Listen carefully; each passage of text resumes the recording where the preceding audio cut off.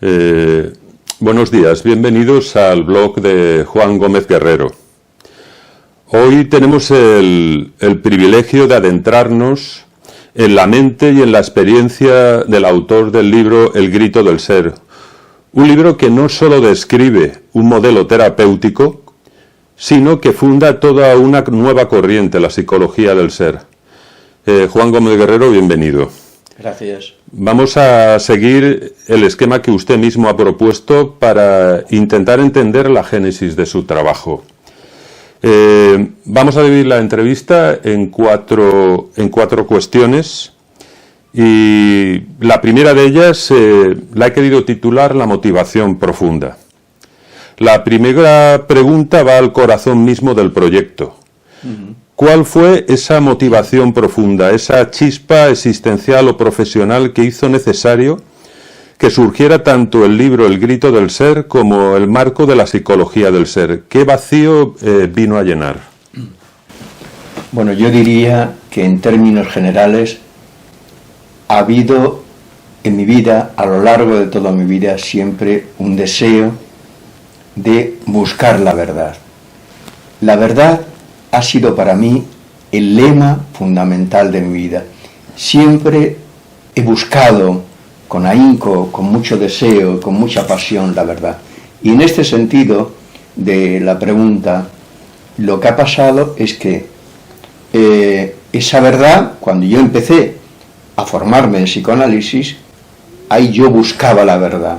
¿Y qué pasaba? Pasaba que cuando yo me enfrenté, me confronté con aquellas ideas que dábamos en aquellos seminarios, donde habíamos un grupo de 8 o 10 personas y un psicoanalista didacta que era el que dirigía el seminario, yo empecé a sentir algo.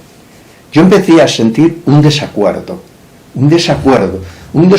entre aquello que yo escuchaba y lo que yo sentía. Ese era el desacuerdo.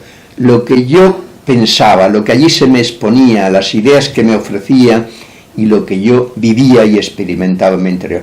Ese desacuerdo, ahí empezó, ahí se inició en un germen pequeñito la psicología del ser, en ese desacuerdo, es decir, cómo yo podía teorizar aquello que yo estaba sintiendo frente a aquello que yo estudiaba. Ese es el problema, y en ese desacuerdo yo empecé a tener dos frentes, uno el frente, digamos, del psicoanálisis clásico, el psicoanálisis freudiano, y otro, mis sentimientos, lo que yo experimentaba, lo que yo sentía, lo que yo vivía y sufría y gozaba dentro de mí. Ese fue el momento clave, el momento inicial, ese como el sembrar el grano sobre la tierra de la psicología del ser. Ahí empezó todo. Entonces, partiendo de esta explicación que da, este vacío en la teoría psicológica proviene de una insatisfacción con las herramientas que tenía para ayudar a sus pacientes. Sentía que las explicaciones clásicas no llegaban al fondo de ese sufrimiento que veía cada día en cada uno de ellos. Sí, para mí lo que yo experimentaba y lo que yo sentía en la relación con mis pacientes era algo muy afectivo, muy emocional. Mientras que lo que yo tenía como estructura mental traído desde el psicoanálisis clásico no me ofrecía las herramientas para entender aquello que yo estaba viendo, aquello que yo escuchaba, aquello que veía en la palabra, en el gesto, en el sufrimiento, en la esperanza de esos pacientes que yo atendía. Por tanto, no tuve más remedio, porque yo lo deseaba, no tuve más remedio que empezar a hacer algo. ¿Qué podía hacer con eso? Pues lo que podía hacer es hacer algo nuevo, algo que no se me ofrecía, algo que no tenía. Esas herramientas no me daban la solución para eso. Empecé a pensar, y empecé a pensar escuchando, empecé a pensar sobre cero. ¿Qué escuchaba yo? Aquellas palabras, aquellos gritos del ser de esos pacientes, ¿qué me decían? ¿Qué teoría podía yo construir con eso? Por ejemplo, por decir un poquito de un ejemplo, yo expongo en el libro, en el grito del ser, un paciente que para mí ha sido muy importante. El paciente le llamo Lamar. Este paciente se me presentaba con un grito desolador. Un grito desolador. Quizá es uno de los pacientes en el que yo he escuchado un grito más tremendo. Era un sufrimiento, lo habían degradado de tal manera a este hombre. Lo habían degradado, quiero decir, lo habían convertido en inútil porque su madre, sobre todo, lo llevó a los servicios sociales de aquí, de la ciudad de Valencia, y le dieron la inutilidad. ¿Pero por qué? Porque su madre estaba deseando que este chico cobrara un dinero que se le da a los que tienen, a los que son calificados como psicóticos, y le dieron esa paga. Pero que a costa de eso el chico se convirtió en un inútil. Tuvo que dejar su trabajo, tuvo que dejarlo todo, y ya no tenía, jurídicamente no tenía ninguna personalidad, porque podía ser desposeído de todo, y de hecho fue desposeído de todo. Y ese grito a mí me lo transmitía el paciente, y yo tuve que empezar a construir una teoría desde ese grito, algo desolador, era un sufrimiento tremendo el que me traía aquel hombre, que a partir de cierto momento hubo en él un salto hacia lo patológico tremendo. La cosa surgió en un desengaño amoroso con una chica a la que él quería inmensamente, y esta chica un buen día le dijo: no, si yo estoy por ahí con otro, si yo voy con quien quiero. Eso fue para él un golpe, ya estaba muy mal, pero aquello hizo que saltara toda la estructura, se descompuso y empezó a darse dentro de él un grito tremendo, que era lo que me traía en cada sesión. A mí me parece que la metáfora del grito es una metáfora muy potente. Tú sabes que a veces desde la misma infancia estamos marcados por un guión que nos marca la familia, la cultura, la sociedad. Yo creo que incluso todos sabemos que a veces nos adaptamos plenamente a este sistema, ¿no? Y yo querría preguntarte, cuando a veces incluso ya no gritamos, ya no discutimos, simplemente estamos silenciados, ponemos el piloto automático para vivir cada día. ¿Qué condiciones crees que se requieren para escuchar ese grito del ser? ¿Hay que ser un insumiso permanente? ¿Hay que ser antisistema? ¿Qué se requiere? Pues vamos a ver, el grito no viene desde el momento en que yo tomo a esa persona como paciente, no. El grito ha estado ahí, y ha estado muchas veces muy oculto, muy en silencio, muy sufriendo en el interior, y sin saber darle a ese sufrimiento un nombre. Entonces, hay muchas personas que ese grito lo silencian a base de poner una estructura como una coraza inmensa, como una gran defensa frente a ese sufrimiento, pero que ese sufrimiento viene de muy lejos. Por ejemplo, este paciente, el caso Lamar, este señor, que cuando vino a mí tenía unos 30 años, este señor, su padre, era un hombre del régimen franquista, pero él tenía un cargo dentro del régimen franquista, y lo que había hecho con su hijo es reducirlo a la nada. Le pegaba, le decía idiota, le decía tonto, le decía todo lo que ustedes pueden imaginar. Y entonces este chico fue creando dentro de él un miedo horroroso. Ya no se atrevía a decir su auténtica personalidad, lo que él habría podido expresar y ser en la vida, quedó como debajo de un montón de escombros. Y a lo largo de su vida, a partir de esa infancia en la que su padre le pegaba, le bofeteaba, le decía: eres un inútil, eres un tonto, no sirves para nada, te voy a enderezar. Y entonces este niño, lleno de pavor y lleno de temor, tuvo que callar siempre su auténtica persona. De hecho, este hombre en las sesiones siempre me empezaba a hablar de su padre. Era algo que se repetía sesión tras sesión. No podía dejar de hablar de su padre, dejar del odio que tenía a su padre. Y ese odio hizo que no pudiera realmente él desplegar ninguna de las velas de su ser. no podía navegar por la vida. Esto ocurre a muchos seres humanos. ¿Qué pasa?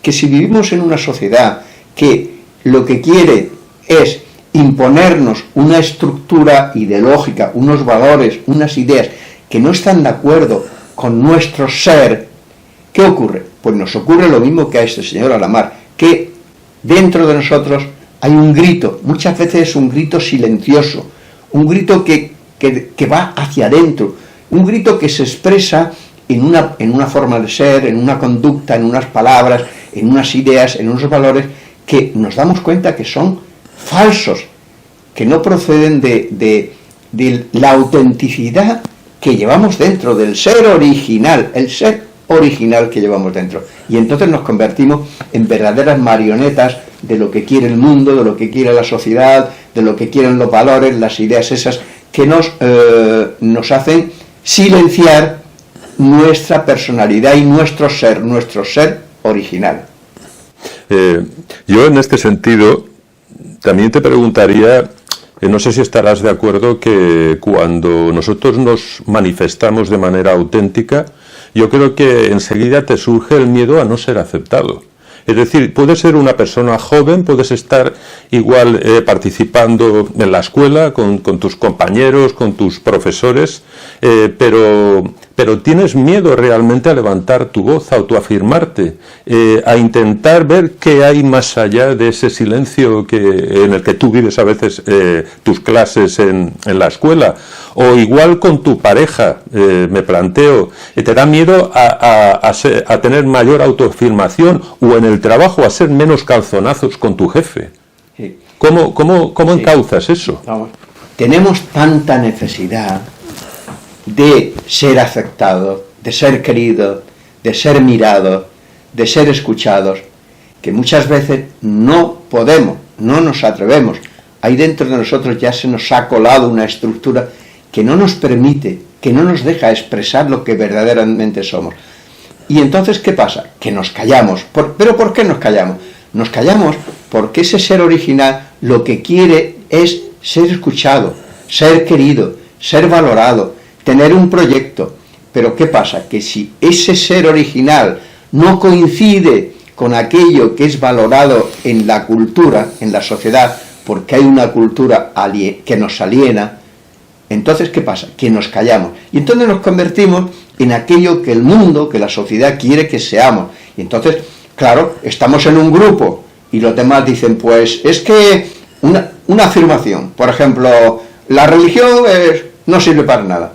Y entonces, si yo pienso que la religión sí que sirve para algo, me callo, por ejemplo, porque no quiero que ese grupo me rechace. Y entonces sí, yo sigo pensando que la religión sirve para algo, pero no me atrevo a confrontar lo que yo pienso y lo que yo creo con el mundo, con esas personas que hay a mi alrededor. Y esto ocurre en los trabajos, en los grupos, entre los jóvenes, entre, por ejemplo, reuniones de parejas, en el trabajo, en todas partes. Es decir, tenemos nuestro ser original, tiene una necesidad enorme de crear vínculos de confianza.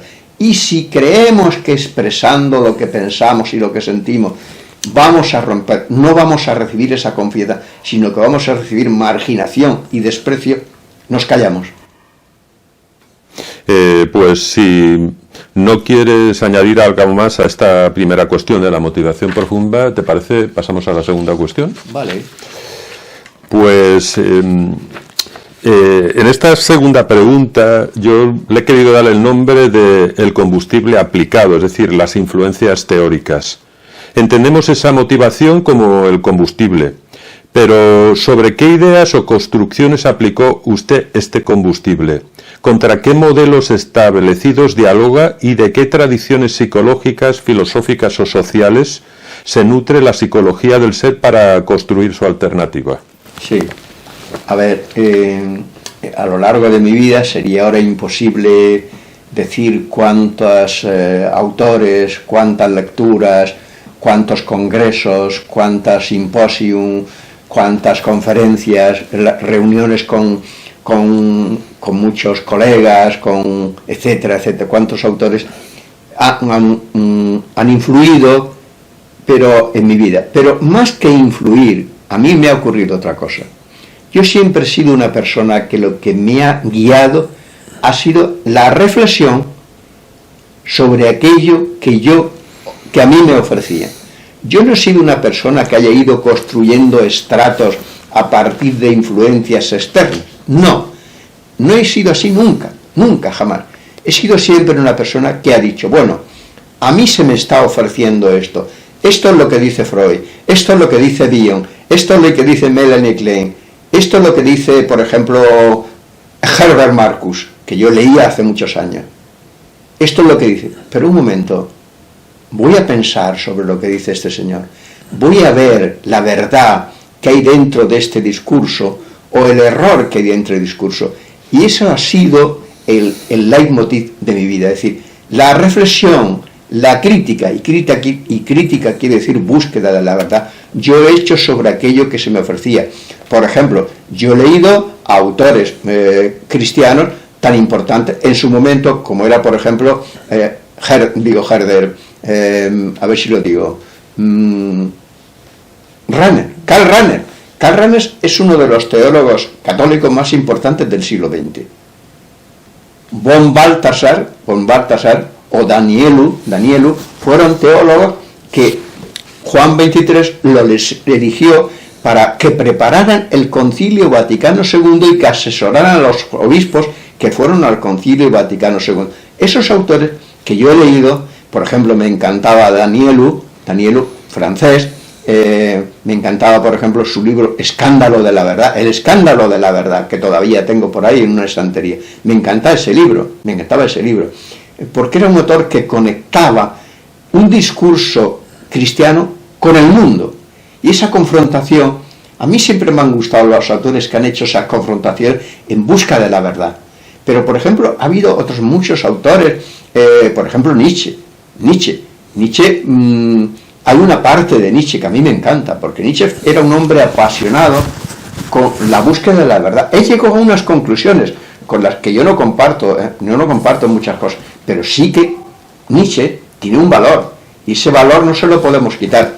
Y esa lectura de Nietzsche, yo no la hacía para decir, a ver, voy a quedarme con las ideas de Nietzsche para que sean mi referente en la vida. No. Yo hacía de nuevo una reflexión sobre esas ideas de Nietzsche para llegar a conclusiones. Eso ha sido siempre lo que yo he hecho, siempre. Vamos, yo recuerdo una experiencia de muy joven. Me hicieron una operación de joven en una pierna y estuve, en aquellos tiempos te ponían unas escayolas de esas así de grandes, y estuve 40 días que no podía moverme. Yo recuerdo que en aquel momento yo estuve leyendo el existencialismo alemán y francés, leía libros sobre, y fíjate hasta dónde llegaba, como había palabras que yo no entendía, me hice un diccionario, yo hice un diccionario propio sobre las palabras propias del existencialismo alemán y francés, por ejemplo Heidegger, Sartre, etc. Y entonces esto era la forma en que yo trabajaba siempre, trabajaba y trabajo siempre. Esto ha sido la luz que a mí me ha llevado de escalón, de peldaño en el peldaño, hasta tener el pensamiento que tengo ahora, hasta lo que me ha llevado a escribir este libro, El Grito del Ser. El Grito del Ser es como una especie de ¿cómo le diría yo?, de libro donde lo que hay ahí es conocimiento, reflexión, crítica, exposición, experiencia clínica, experiencia del mundo, experiencia en la relación con los demás autores, etc. Es un compendio de todo eso. No es un libro, por ejemplo, donde yo hablo de psicología como un profesor de facultad. No tiene nada que ver con eso el Grito del Ser. El Grito del Ser es un ensayo. El Grito del Ser es un grito. Es un libro grito, donde yo grito muchas cosas. Y quiero que mucha gente compre ese libro para que, leyendo ese libro, ellos puedan hacer esta reflexión de la que yo estoy hablando sobre ellos mismos, sobre el mundo y sobre qué tenemos que hacer con nosotros y con el mundo. Esto es un poco la forma de trabajar, y como he dicho, dentro de esto ha habido, por ejemplo, yo recuerdo cuando yo leía Melanie Klein, en Melanie Klein había algo, al principio, cuando ella empieza a hablar digamos, cuando ella se basa en la pulsión de muerte de Freud, ella empieza a hablar de la pulsión de muerte en los niños, pues yo no estaba de acuerdo. Yo recuerdo una psicoanalista mía, una de mis psicoanalistas, que yo tuve con ella un problema al principio de mi psicoanálisis. ¿Por qué? Porque ella era muy kleiniana, y entonces era como si viera en mí algo diabólico que ya tenía que extirpar. Y yo me quedaba, porque yo no quería, eso no me dirigía a ningún sitio, eso solamente me cabreaba, me hacía rabiar con ella. Y le dije un día, digo, mire, no, y estuve a punto de dejarme aquello. Lo único que pasa es que un compañero, amigo de ella y amigo mío, me dijo, hombre, Juan, espera un poco a ver si esto se endereza. Se enderezó un poco y seguí con ella, pero ella tenía una visión kleiniana de lo que era la relación terapeuta-paciente, que a mí me sacaba de quicio. ¿Por qué? Porque yo no podía hablar de aquello que verdaderamente sentía. Yo a veces le decía en la sesión, déjeme hablar un poco de lo que yo siento. No me meta usted en la cabeza una teoría pensando que con esa teoría yo voy a avanzar, no. Yo voy a avanzar si usted me deja que yo diga lo que verdaderamente yo siento. Y esto,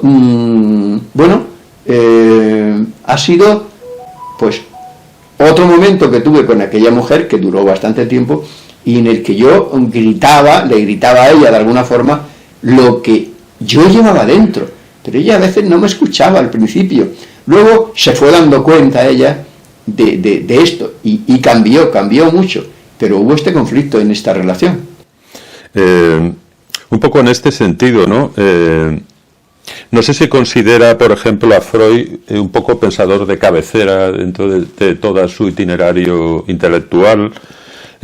Usted es muy claro sobre su desencuentro con Freud, pero ¿dónde está la grieta principal? ¿Es la idea del impulso versus el deseo de intimidad? En mí siempre ha habido una confrontación con Freud. Todos los días y a lo largo de toda mi vida. Y la hay todavía. El otro día leía, por ejemplo, leía sobre esto, sobre la pulsión de muerte. Bueno, él llega a una conclusión sobre que nuestro organismo tiende a por decirlo así, a una tensión cero, y que hay en nosotros un deseo de llegar ahí. No comparto eso mucho, no comparto. Yo tengo otras ideas sobre eso. Pero, a ver, la confrontación con Freud, ¿puedes leer otra vez la pregunta, por favor? Sí, que usted es muy claro sobre este desencuentro, pero ¿dónde estaría la grieta principal de este desencuentro? ¿Y es la idea del impulso versus el deseo de intimidad? Sí. La grieta está muy clara para mí. La grieta es sobre todo y fundamentalmente el que Freud, lo que serían los cimientos del ser humano, Freud los pone en ese conflicto entre el proceso primario y el proceso primario que busca el placer, y el proceso secundario que es la realidad. Y en esa confrontación entre el deseo primario de placer y el mundo que hace que ese deseo no se pueda satisfacer, surge una confrontación entre una cosa y otra. Esa es la idea esencial de Freud, a lo largo de todas sus obras, Y yo no estoy de acuerdo con Freud en que ese deseo de placer yo lo incluyo dentro de otra cosa que es mucho más esencial que ese deseo, que es el deseo de vínculo y el deseo de intimidad. Estamos hechos, estamos construidos para la intimidad, para el encuentro, para compartir el alma. Y si no encontramos eso, enfermamos. El mundo, la sociedad en la que vivimos, está muy enferma en muchas cosas. ¿Por qué? Porque sí, por ejemplo, en los países más desarrollados puede haber unas posibilidades de tener placer en muchas cosas, ¿no? Uno puede comer mejor, uno puede divertirse, uno puede tener vacaciones, pero, ojo, Si en todo eso, no podemos compartir el alma, siempre tenemos que estar hablando de cosas superficiales, cosas que no nos llenan, cosas que no nos llegan al corazón y aquello que verdaderamente experimentamos en nuestro interior, pues entonces fracasamos y estamos decepcionados del mundo y de todo. Y entonces la grieta fundamental en que yo, para el ser es un concepto metafísico. ¿Cómo llegué yo a este concepto? Llegué a este concepto porque cuando yo escuchaba a mis pacientes y me escuchaba a mí mismo en mis procesos psicoanalíticos, yo me daba cuenta que lo que realmente mis pacientes necesitaban, y yo también, era esto que he dicho antes, compartir el alma. Y entonces me di cuenta que dentro de nosotros hay algo, vamos a llamarle algo entre comillas, a un ser que aparece en el vínculo.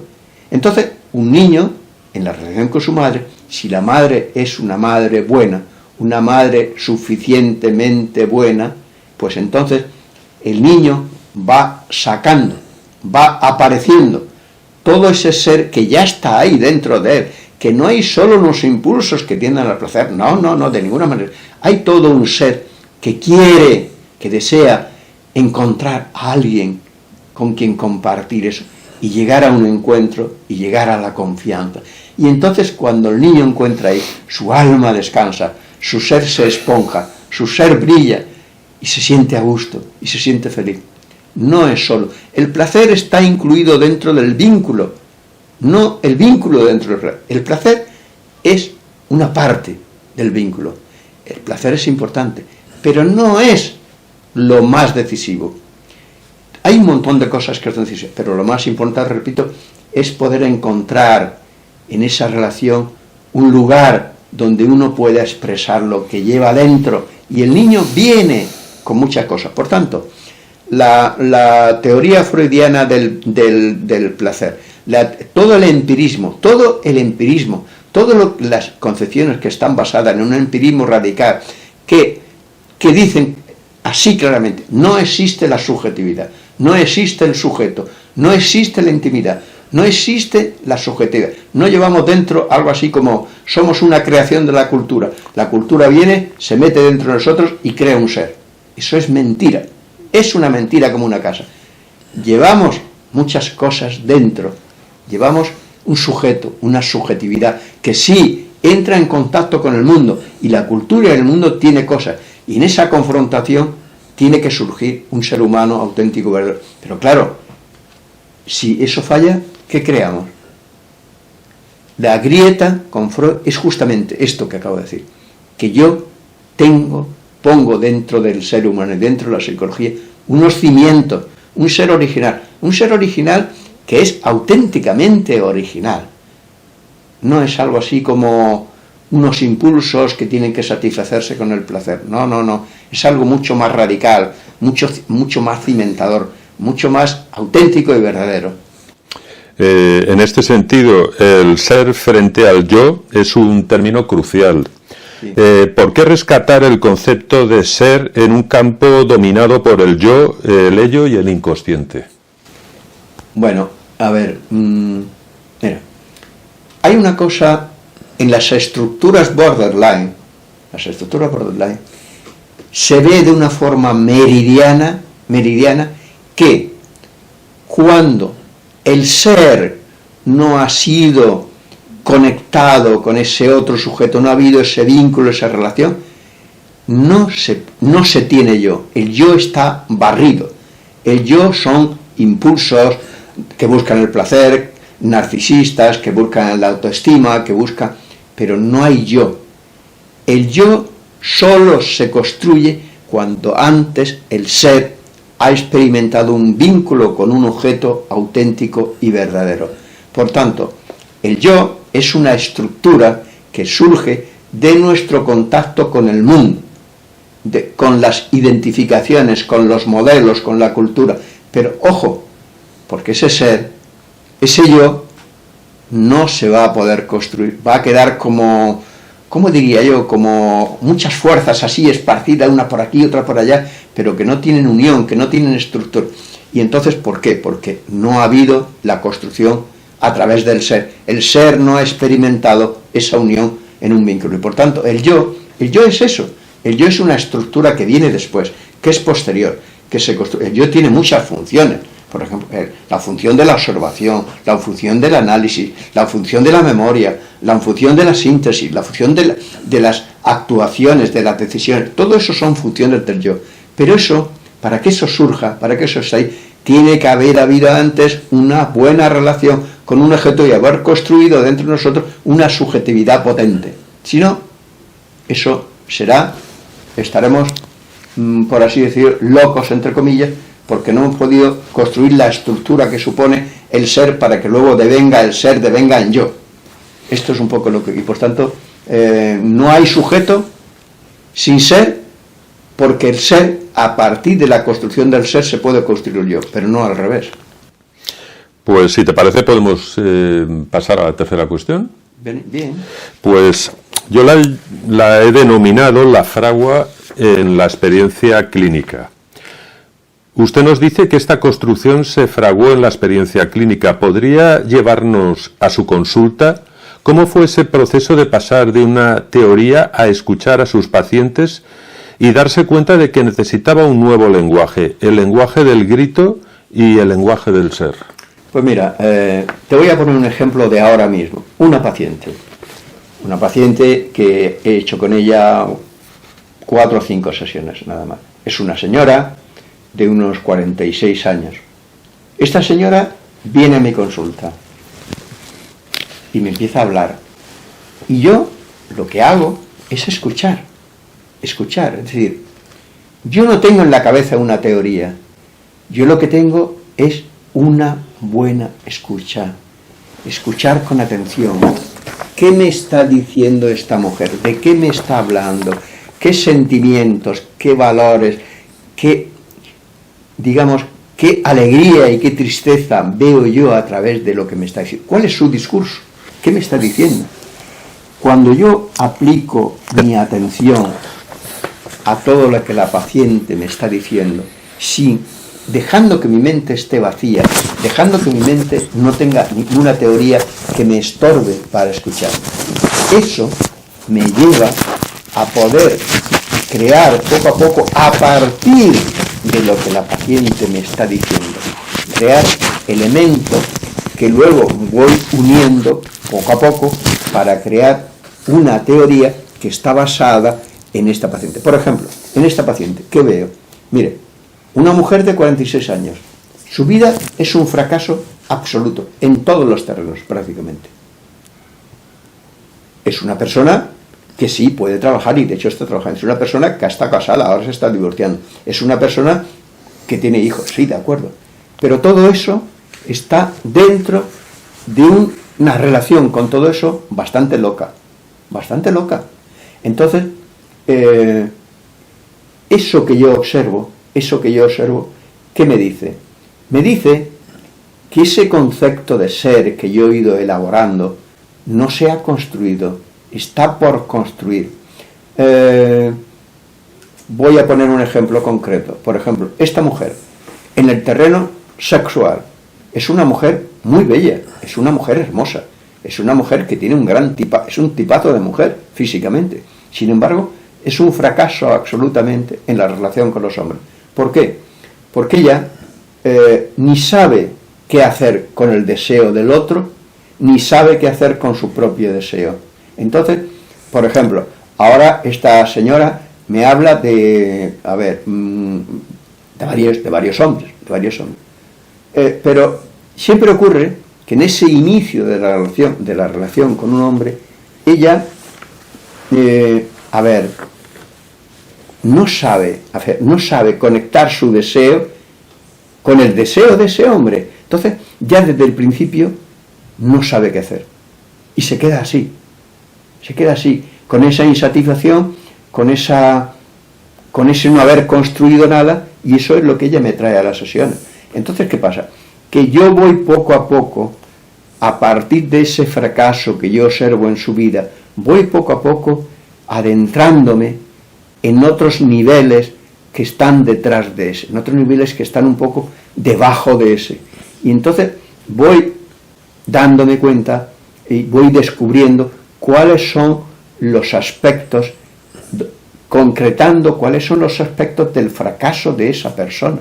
Por ejemplo, en la relación con su hija, una hija, le digo, por ejemplo, después de escucharla y después de darme cuenta qué relación tiene con su hija, le digo, a ver, ¿usted ha pensado si de verdad escucha a su hija cuando le habla?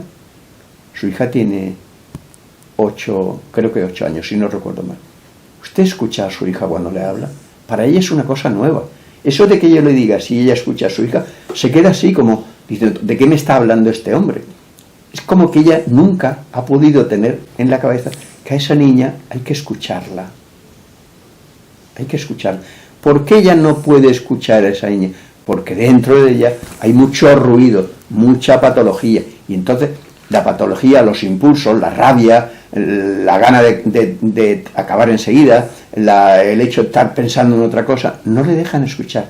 Para escuchar hay que tener una cierta tranquilidad, un cierto sosiego. Ella no puede escuchar, para ella es un concepto nuevo.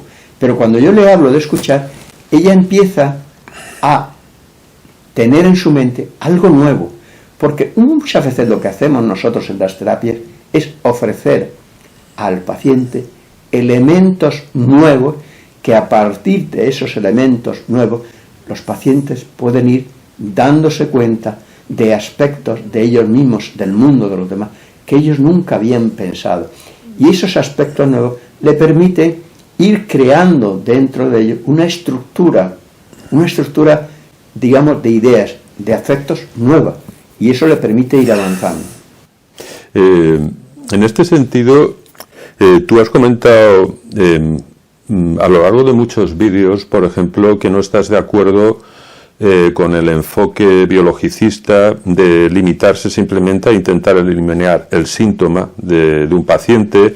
También, por ejemplo, me da la sensación que también consideras que buscar una razón causal a una patología pues es un asunto claramente mecanicista, o incluso tú has diferido claramente, por ejemplo, del enfoque conductivista cognitivo, donde se limitan simplemente a detectar patrones y hábitos establecidos en el paciente.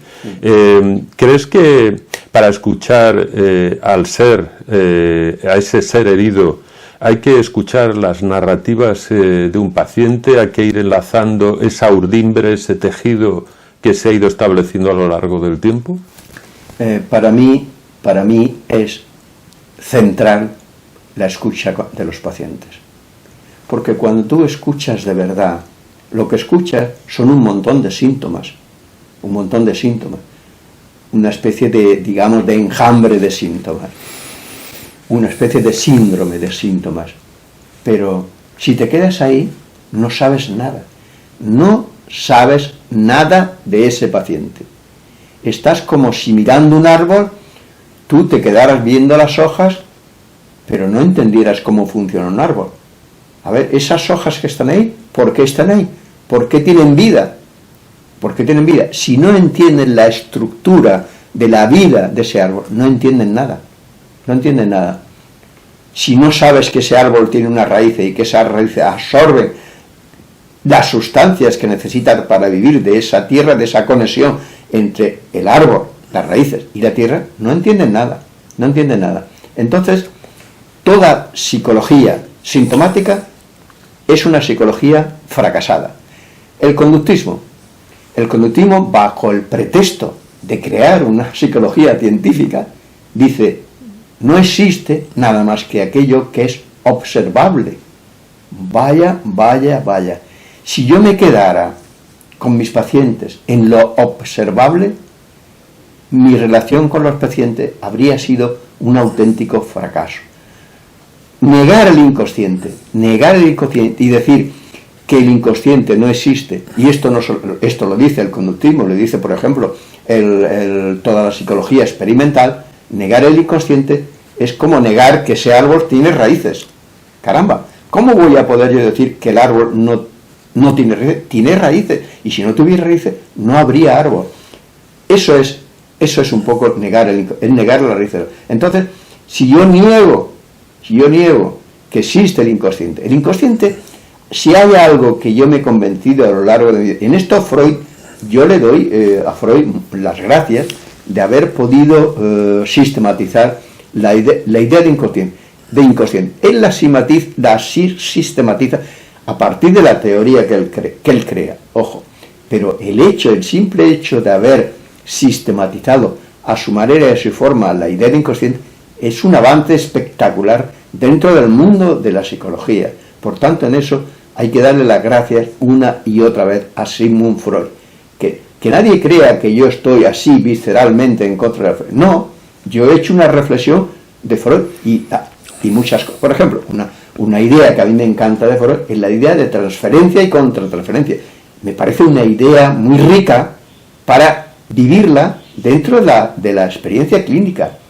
Y eso ha hecho avanzar también mucho la psicología y muchas cosas de las que dice Freud, o dicen los otros autores, que no hay que decir que no nos podemos quedar dentro del psicoanálisis en Freud. Después de Freud ha habido mucha gente, y muchos de los psicoanalistas de ahora son más de tipo vincular, tienen una psicología mucho más vincular que la que Freud no quiso o no le dio la gana profundizar en la relación objetal, que la entrevistó, la vio, pero no quiso avanzar en eso. Avanzó más en una teoría libidinal que en una teoría de relaciones objetales.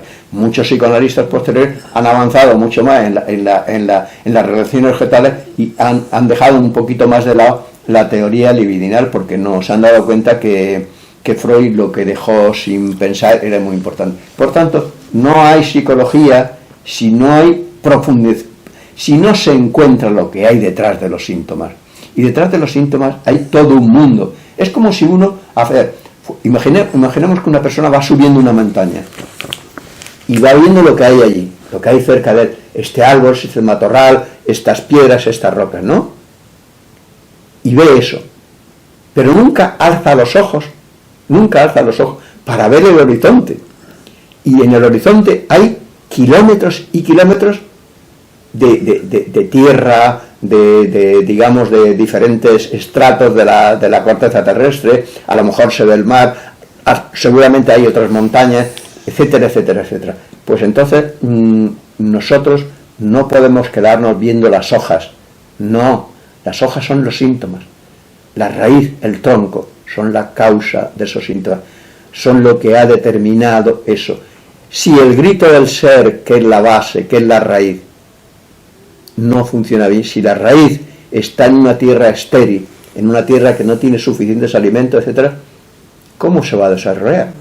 No, una psicología que no acepta la idea del inconsciente es una psicología, no es científica, porque, a ver, hay que decirlo así de claro, la psicología que no acepta el inconsciente no es una psicología científica. ¿Por qué?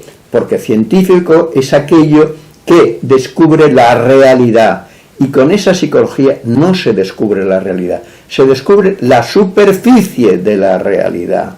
Por tanto, no es una psicología científica. Psicología científica es toda aquella psicología que se esfuerza por llegar al fondo, por llegar a las raíces, por descubrir toda la estructura del árbol y lo que hay detrás de esa estructura que vemos, porque las raíces no se ven, pero están ahí. Esto es un poco lo que hay que decir con respecto a la psicología sintomatológica, a la psicología que no acepta el inconsciente y que encima se pavonean diciendo: nosotros tenemos una psicología científica. Yo he hecho toda mi vida psicología científico-clínica. ¿Por qué? Porque siempre he tenido en cuenta los tres momentos de toda psicología científica: la observar, las hipótesis y la verificación. Toda mi vida he hecho eso en cada sesión con cada paciente. A ver, ¿qué observo? ¿Qué hipótesis construyo para ver cuál es verdadera y cuál es falsa? Y luego, ¿cómo verifico? Pues verifico, yo me doy cuenta si el paciente avanza. Si el paciente verdaderamente avanza, eso es lo que verifica aquello que yo estoy haciendo. Ahora, si veo que lo que yo hago con el paciente está cada vez más grave, está cada vez peor, ¿qué voy a decir? Pues que las hipótesis que estoy construyendo son falsas, no son auténticas. No puedo seguir con esas hipótesis. Tengo que desmantelar esa hipótesis y crear otras nuevas. Quería también preguntar, dentro de esta tercera cuestión, como pregunta accesoria, ¿cómo se le ocurrió el concepto de alium, ese sustitutivo patológico del ser? ¿Fue observando patrones repetitivos en personas con historiales muy diferentes? El concepto de alium, la palabra alium viene del latín, es alius, alium es un adjetivo. Yo cogí la palabra alium, el neutro, porque es así. El alium es como lo otro, es aquello que se construye en nosotros, es aquello que se construye en los seres humanos y que es una estructura falsa. Es una estructura, pero ojo, una estructura falsa, una estructura que no tiene autenticidad, que no tiene un desarrollo correcto y por tanto es falsa. Y entonces, cuando esta señora de la que ya hablaba, lo que viene a mí es como un alien, como una montaña de grande, es decir, esta mujer, como he dicho, trabaja, ha tenido un marido, tiene una hija, tiene relaciones tiene amigos, pero todo eso, esa persona está relacionándose con todo eso a partir de un alien, de una estructura falsa, patológica, enfermiza, que ella lleva a todas partes. Y entonces el alien sería lo otro, es decir, lo contrario a una estructura sana, lo contrario a una estructura donde el ser ha podido desarrollarse. Eso es el alien. El alien es como lo otro que es lo contrario a lo que tenía que haberse desarrollado en la relación de esa persona con la madre, con la familia, con el mundo, etc. Y hay muchos aliens por ahí. Por ejemplo, digamos un ejemplo como un templo de grande. Tran es un alien, inmenso. ¿Por qué? Porque es un hombre que todo lo que dice es falso. Es la falsedad hecha persona. Su manera de ver el mundo, su manera de pensar el mundo, su manera de hacer política, economía, su manera de los proyectos que tiene, son un alien. Es un otro diferente a las construcciones auténticas que harían que este mundo funcionara bien. Este hombre está haciendo un mundo cada vez peor. Por tanto, cada vez está creando más aliens en la cultura, en la economía, en la política, en la forma de relacionarse. ¿Cómo se puede decir a este hombre que la policía vaya y detenga a esas personas que han venido de otros países en medio de la calle como si fueran delincuentes y como si fueran asesinos? Pero hombre, ¿cómo se puede hacer una cosa así? ¿Cómo se puede ser tan bruto? Este hombre tiene menos cultura que un niño de segundo de básica. No tiene ni idea de la vida. Muchos conceptos de lo que dice son falsos, es decir, son absolutamente falsos. Todo lo que ha dicho durante la pandemia, que si habéis ido tomando lejía, madre mía, pero este hombre ¿de dónde ha salido? Y sin embargo, fíjense ustedes, si vivimos en una sociedad que es ya muy enferma, que esa sociedad, esos 70 y tantos millones de personas, han elegido a este señor. El problema no es este señor, es que 70 y tantos millones de personas han elegido. Lo cual quiere decir que hemos creado una sociedad muy enferma, muy patológica, y eso es muy grave, porque de esa manera vamos a destruir el mundo con este problema que tenemos ahora del cambio climático. Pues para culminar esta entrevista, vamos a entrar en una cuarta cuestión que la he titulado las bases clínicas experimentales. Finalmente, y esto es crucial, ¿cuáles son esas bases clínicas experimentales? Esa evidencia concreta extraída de la práctica que demuestran que la psicología del ser no es solo una teoría, sino una herramienta efectiva. ¿Cómo se validó ese modelo o cómo se valida ese modelo en la realidad del sufrimiento humano? Sí. A ver, yo no he sido un psicólogo que me haya considerado desde el principio como una persona, digamos, que haya podido tener una mente capaz de crear esta teoría del grito del ser. No. Yo me he sometido, la palabra sometido es he estado como paciente durante muchos años. He tenido 5 psicoanalistas diferentes y con uno de ellos hice 2 procesos diferentes. Y en esa experiencia conmigo mismo, yo fui ya dándome cuenta de un montón de cosas que luego he podido tener en cuenta en la relación con mis pacientes.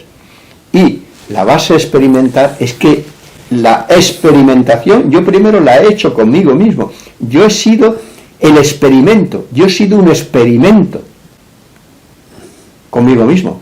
Freud, por ejemplo, habla de que él, por ejemplo, construyó el concepto de Edipo en ese autoanálisis que hizo, dándose cuenta que él estaba muy cerca de su madre y que a su padre pues lo había tenido con mucha rabia, un padre, y entonces empezó a pensar en el concepto que él crea del Edipo, de esa rivalidad que existe entre el padre y el hijo, o la madre y la hija.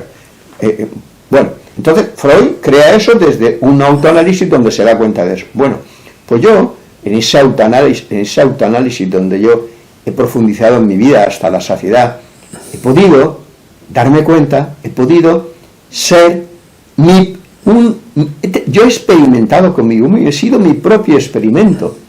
O sea, entonces, esa experimentación que yo he tenido conmigo mismo, de ahí he podido sacar un montón de cosas, de ideas, de experiencias, de vivencias, etc. Y una de las cosas que he sacado, una de las cosas importantísimas, es esa que he dicho, el grito de ser. ¿De dónde nace esa idea? Nace de que cuando yo empiezo a darme cuenta cuál fue mi relación con mi madre, y luego de los pacientes con su propia madre y con su propia familia, yo me doy cuenta que ese niño que era yo, en esa relación con mi madre,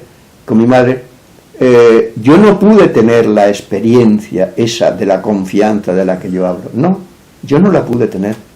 Mi madre era una mujer gélida, distante, con la que yo no pude tener nunca ninguna relación afectiva.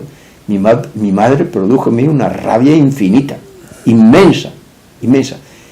Es de ahí de donde parte la idea del grito de ser. ¿Por qué? Porque ahí me doy cuenta que lo que yo traía dentro, lo que era mi ser conectado al objeto madre, produce un fracaso.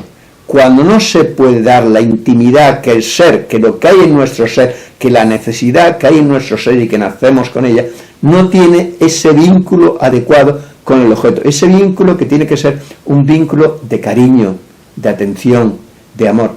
Yo en el libro, El grito de ser, hay una cosa que yo digo. Antes de que una pareja engendre un hijo, antes de eso ya tienen en su mente un hijo, el hijo mental.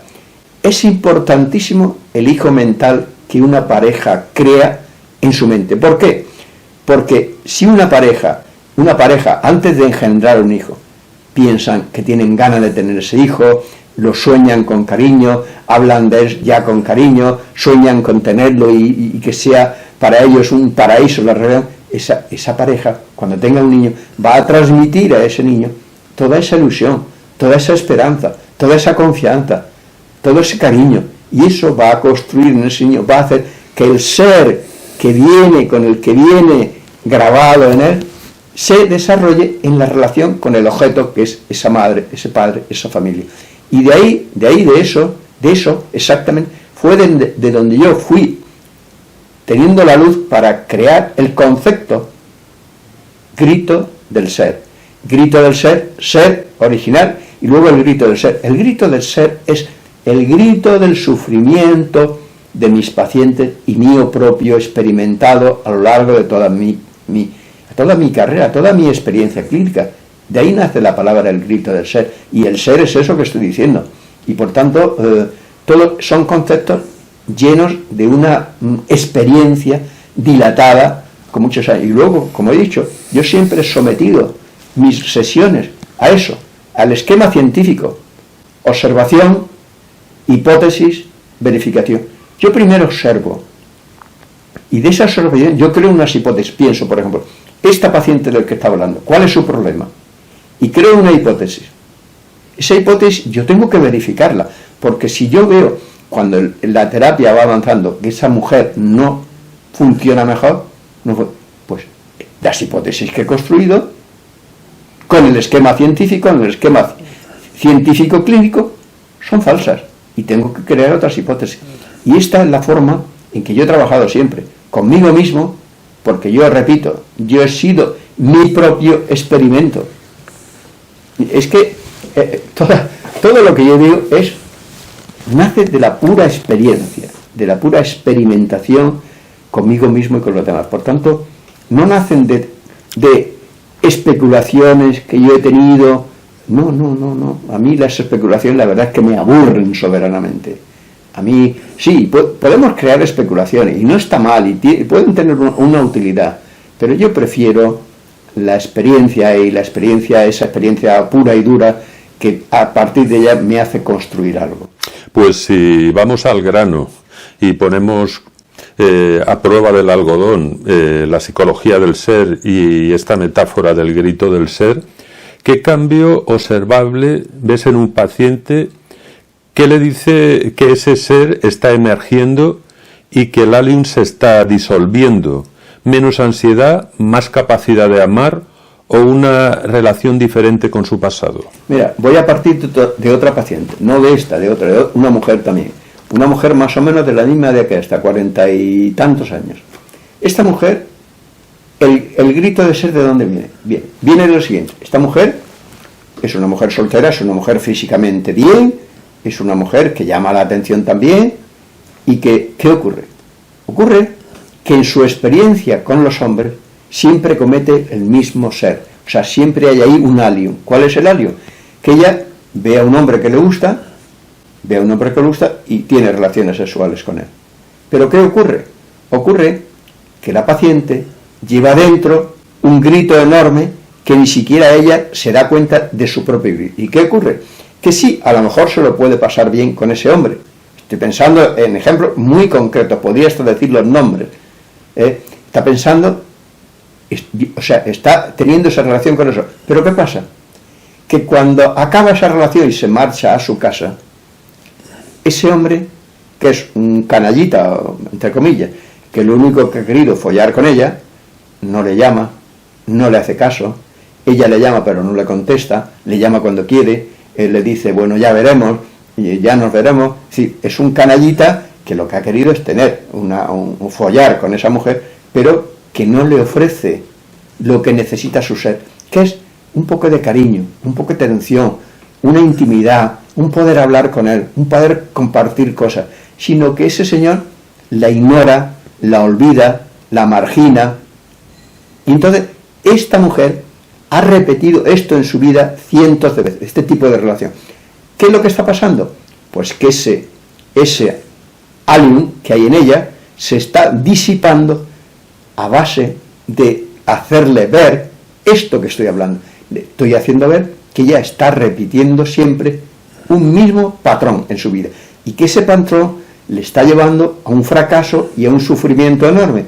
Y esta mujer cada vez se da más cuenta de esto y va fijándose en otros hombres diferentes, en otros hombres con los que no repita eso, o al menos si está con un hombre que en el momento de estar con él está a gusto, pero luego le pasa lo que le pasa, por lo menos que no espere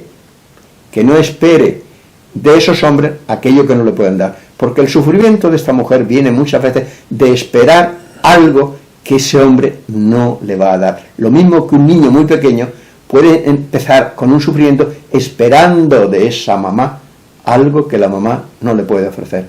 A mí mi mamá no me ofreció lo que yo necesitaba, desgraciadamente no.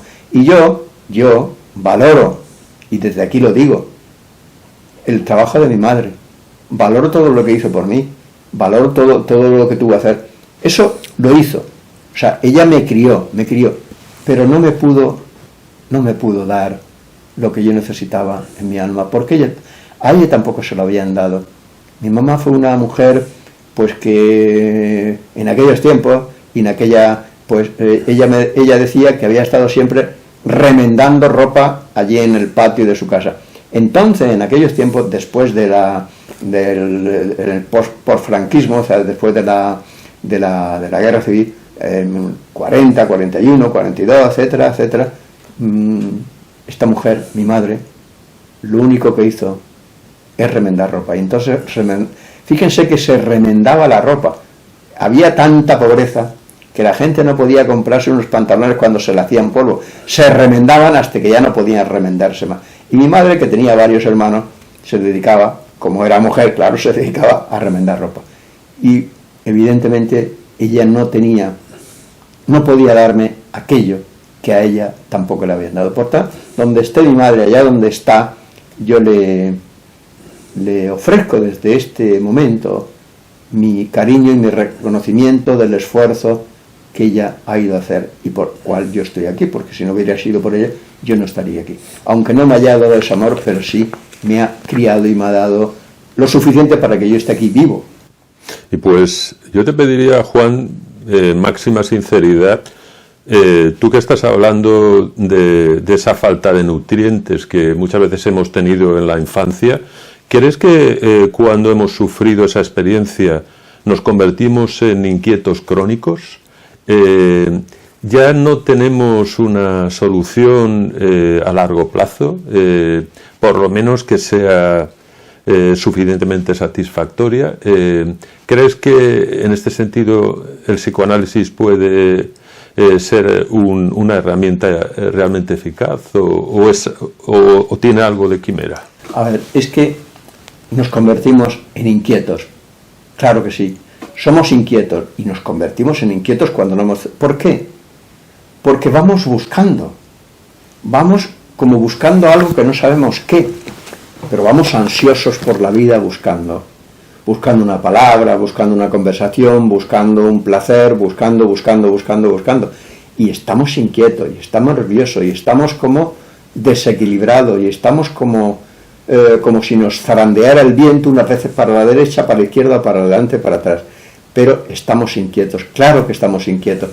Ahora bien, esa inquietud a nivel individual y también a nivel social y cultural, ¿qué solución tiene? La única solución que tiene es tener la oportunidad, sea a través de la cultura, sea a través de las relaciones con los demás. Por ejemplo, imaginemos que una persona que es así tiene la suerte de encontrar una mujer que encuentra un hombre equilibrado, que funciona bien, o al revés, un hombre a una mujer. Y eso, para ese hombre, para esa mujer, puede ser, si ese hombre, esa mujer se siente querido y entendido por ese hombre, esa mujer, es posible que eso no le haga como partir de cero, no, pero sí que restaurará bastante su personalidad y seguramente podrá convertirse en una persona que sepa amar, que sepa hablar, o que sepa... ¿Por qué? Porque seguramente esa mujer, ese hombre le está ofreciendo lo que más necesita, que es un poco de amor, un poco de cariño, un poco de comprensión, y eso hace que ese hombre se reequilibre hasta cierto punto. La cultura, una cultura buena, por ejemplo, si lo que escuchamos, si lo que nos bombardea siempre son guerras, son desequilibrios, son injusticias, son maldades, evidentemente todo eso no nos va a ayudar, Entonces, la cultura tiene que ser, pues, gente que esparza por el mundo, que siempre por el mundo, buenas ideas para ir por la vida, buenas ideas para crecer, buenas ideas para tener éxito, buenas ideas para saber qué hacer en un trabajo, para saber qué hacer en una relación familiar, para saber qué hacer con los hijos, para saber estar en el mundo. Eso es lo que puede ayudarnos, no solucionar de raíz, pero sí ayudarnos a convertirnos en seres relativamente buenos, relativamente o suficientemente buenos para ir por la vida y para ir por el mundo. Tú muchas veces has declarado que eres un creyente, ¿no? ¿Tú crees que el amor de Dios puede de alguna manera relativizar el que vayamos por la vida con heridas abiertas o cerradas, o que nos vaya bien o mal el futuro? ¿Cómo crees que en este sentido ese amor incondicional de Dios puede cambiar nuestra forma de ver la vida? Sí, a ver, bueno, esta pregunta de la marinera, con la pregunta, ¿no? Pero bueno, varias cosas. Primero, así como una persona, como yo he dicho, que para descubrir algo hay que tener amor a la verdad, hay que estar abierto a experimentar dentro de nosotros cosas que nos hagan crecer, cosas que rieguen nuestra alma, cosas que abonen nuestra alma. Si en ese proceso de búsqueda de la verdad uno se plantea el problema religioso, el problema de decir, bueno, esto de Dios, ¿esto qué es?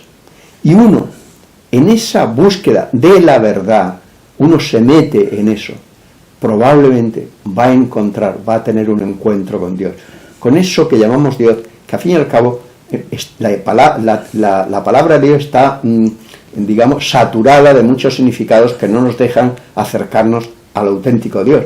Tenemos que descubrir el Dios verdadero a base de esfuerzo, de trabajo, de conocimiento, de estudio, de muchas cosas. Y de esa forma podremos descubrir al Dios verdadero, al Dios de la vida, al Dios de la justicia, al Dios del amor, al Dios que satisface las expectativas, el hambre y la sed que tenemos en nuestra alma.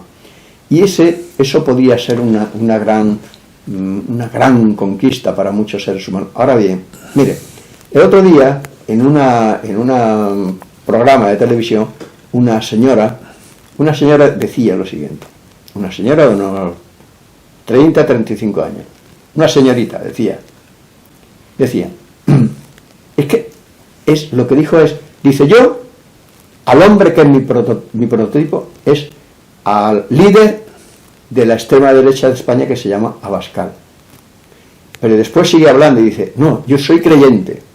Le decía al hombre que estaba con él, yo soy creyente, soy de misa de los domingos, quiero casarme por la iglesia, me gustan los toros, me gusta decir, era el prototipo de una mujer creyente que no se había enterado de lo que era la fe, que no se había enterado de lo que es Dios, que era como algo que había mamado por ahí, no sé dónde, de sus padres, y que se lo había introyectado y metido dentro de él, y era el prototipo de una persona que no se va a enterar nunca de lo que es Dios. Dios no tiene nada que ver con eso.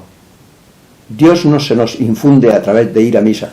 Puedes ser bueno ir a misa, porque al fin y al cabo, la misa puede ser un encuentro para una persona con Dios. Pero ojo, ¿desde dónde se hace ese encuentro? ¿Desde qué ideas? ¿O desde qué tipo de Dios se hace ese encuentro?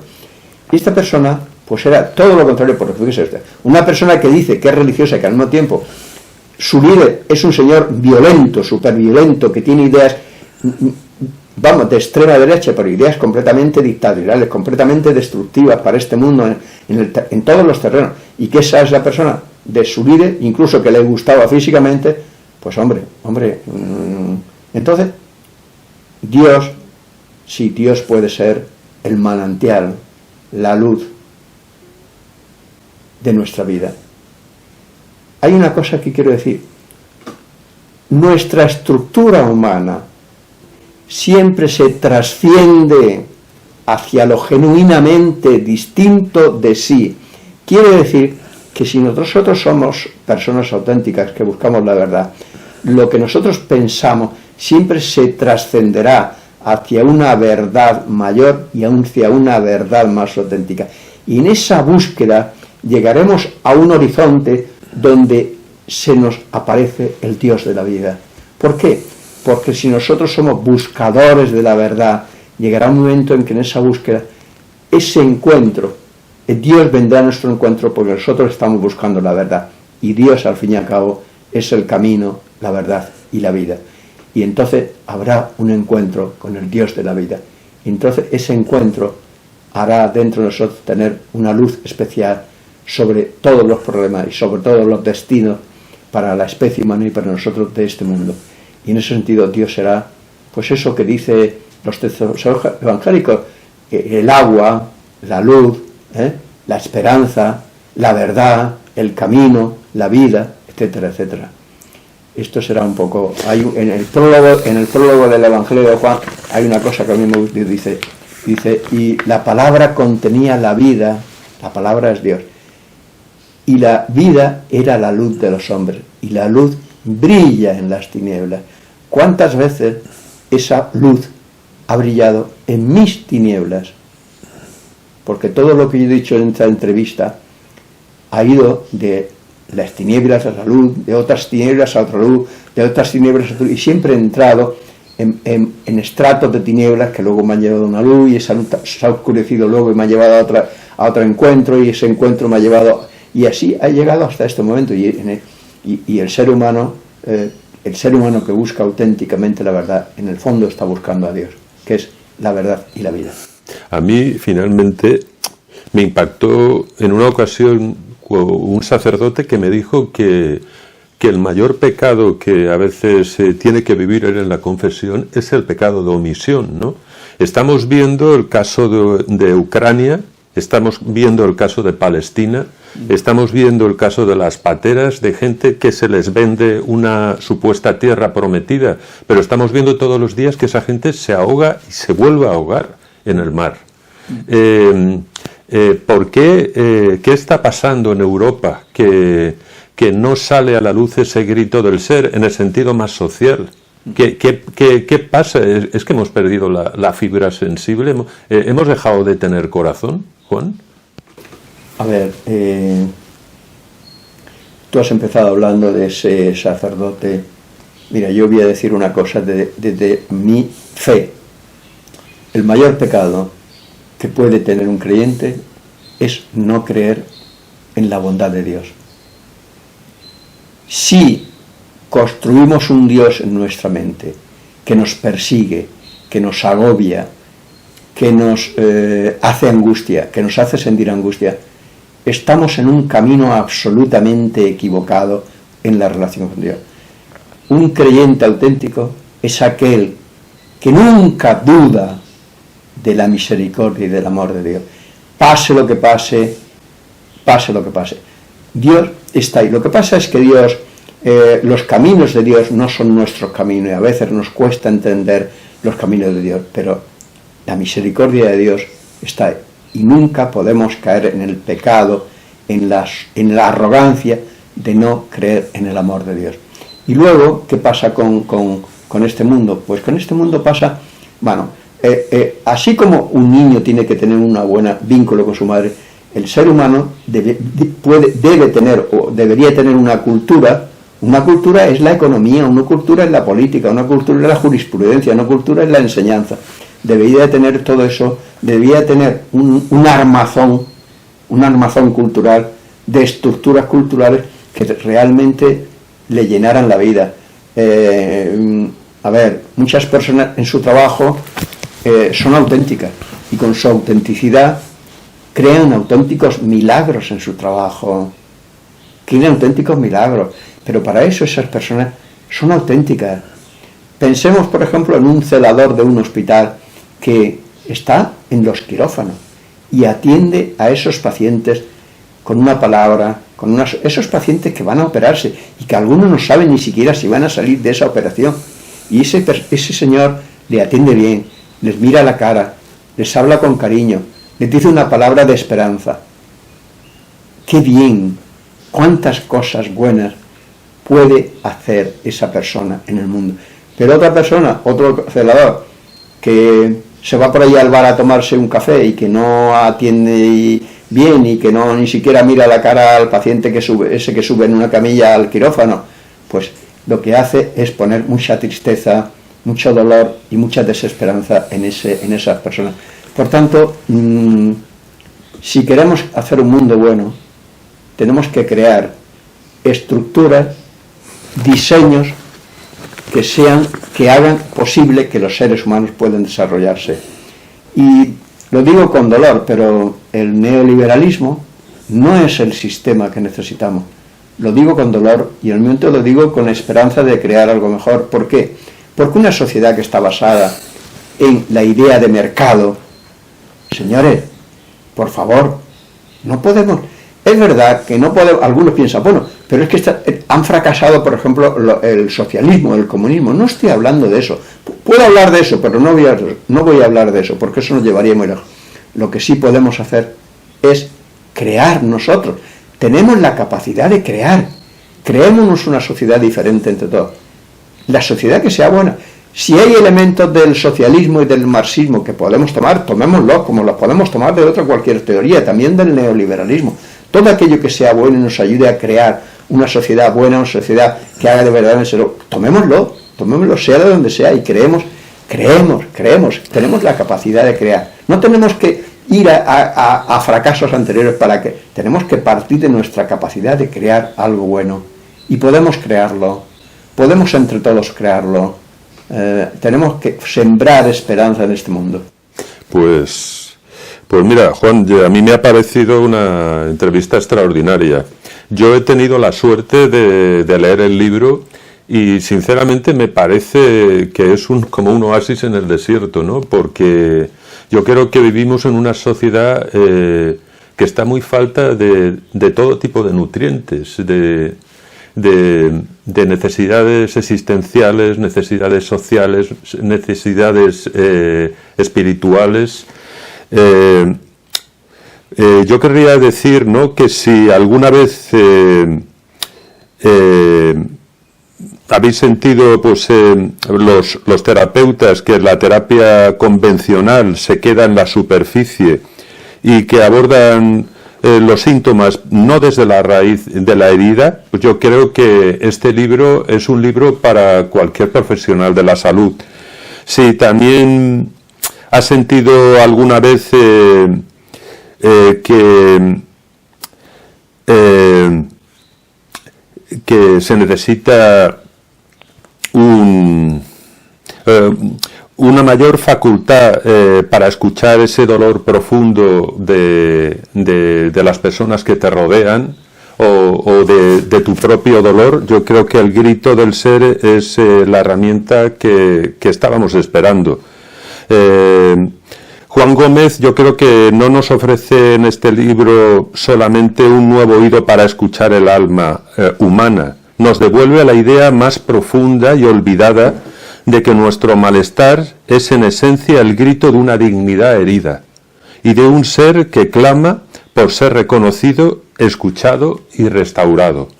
Es un libro que podéis encontrar en Amazon y yo os lo recomiendo encarecidamente. No es simplemente un libro de autoayuda, es mucho más, es pura vivencia, es experiencia que puede ayudarnos a tener una mayor claridad sobre nuestra vida. Pues muchas gracias, Juan, por todo lo que has dicho. Gracias a ti por esta entrevista y por darme la oportunidad de decir todo lo que he dicho y terminar diciendo que, pues sí, que compréis El grito del ser. Lo digo así de claro y que lo compréis porque es un libro muy bueno. Es un libro que he escrito con mucha pasión, con mucho conocimiento, con mucha experiencia y con muchas ganas de ofreceros algo que merezca la pena para vuestra vida. Gracias también a todos aquellos que escuchéis esta entrevista y que os aprovechéis de todo lo que hemos dicho para avanzar. Y gracias a todos aquellos que compren el libro. Lo que vale el libro es poco dinero, porque si el libro pudiera valer todo el esfuerzo que he hecho y las horas que he dedicado, el precio sería inmenso. El libro vale mucho menos que eso, muchísimo menos, y podéis adquirirlo en Amazon. Gracias a todos.